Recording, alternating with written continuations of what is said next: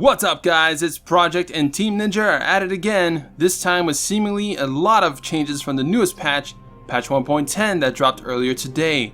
A lot of PvP changes amongst a plethora of bug fixes, but also a lot of PvE ones as well regarding weapon tweaks.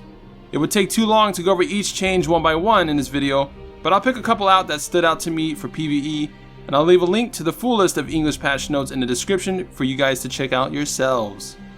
Before going over any changes, however, let's go over some new things they gave us. Storage in your storehouse has been doubled from 2,000 items to 4,000 items you can store now. They've given us rewards for beating Way of the Strong before 1.10, netting you a couple dozen divines and a whopping 25 million Amrita. Very nice for them for that. Obviously compensation for changes that they might have made that could anger you. The second thing they've given us is 3 brand new clans, which they look like they all suck, but hey, I guess the more the merrier. The first is Asakura, giving a measly 5 attack and defense when using Odachi, and money earned when slaying enemies has a 3.6% chance to double. Yeah, so much for Odachi getting a good clan.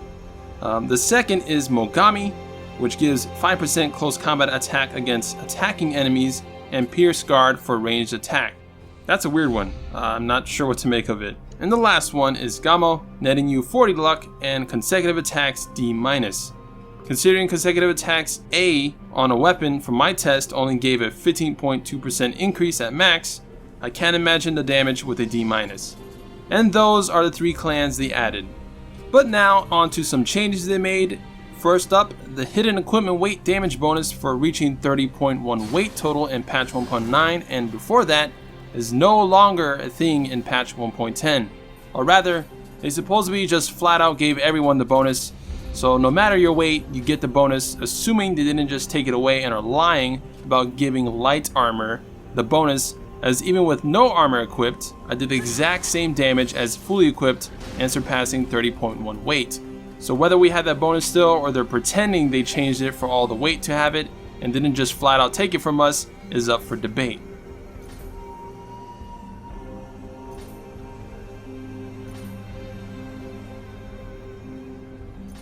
Moving on to some notable changes for weapons, Sword of Meditation got adjustments allowing you to use attack during any point of the animation once you release the strong attack button, so you now have to hold it as you walk. They also increased the damage for the final hit. By how much, I don't know, but this is pretty gnarly given the attack was stronger than any sword skill, so while still not totally viable, it might be okay to have now. Another major adjustment for sword that I absolutely love is Night Rain. Got a damage buff and speed buff!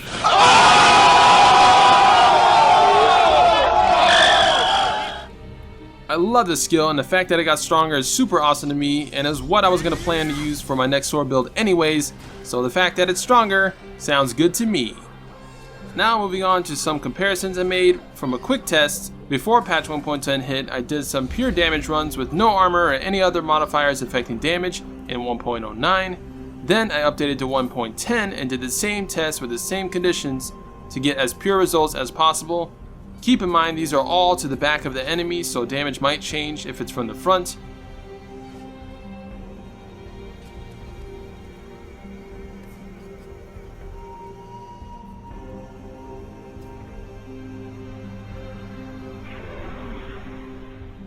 First up is dual swords comparing Sign of Cross.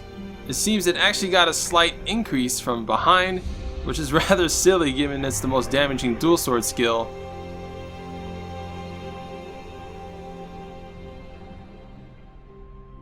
And then we have Blender, which unfortunately saw a nerf of about 9% if you add the numbers up that you see on screen and compare the damage. There may be variants, so keep that in mind.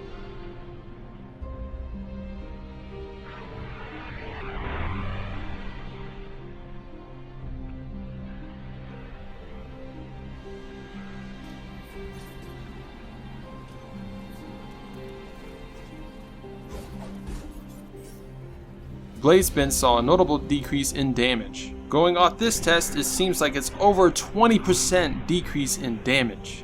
Wow. Get wrecked.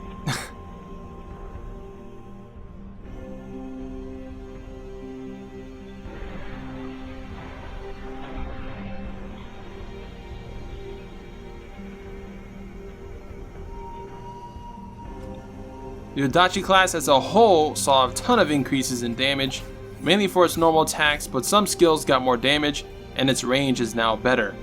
Notably, mid-stance, quick, and strong attacks got buffed.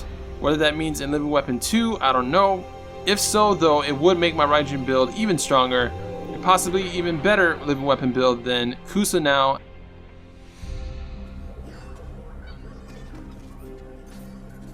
And lastly, Naruto guys got nerfed. Damage decreased across the board, but still a very viable build. The spread of Storm Kunai is larger now, meaning it's harder to hit enemies further away or that are skinny. Supposedly throwing stuff against Revenants was also massively reduced, but I haven't tested that myself. Now from these tests you're about to see, my damage actually increased in 1.10. But from what I've heard, it was nerfed, meaning they probably lowered the scaling at the higher end, resulting in less damage later on when you have higher ninjutsu power.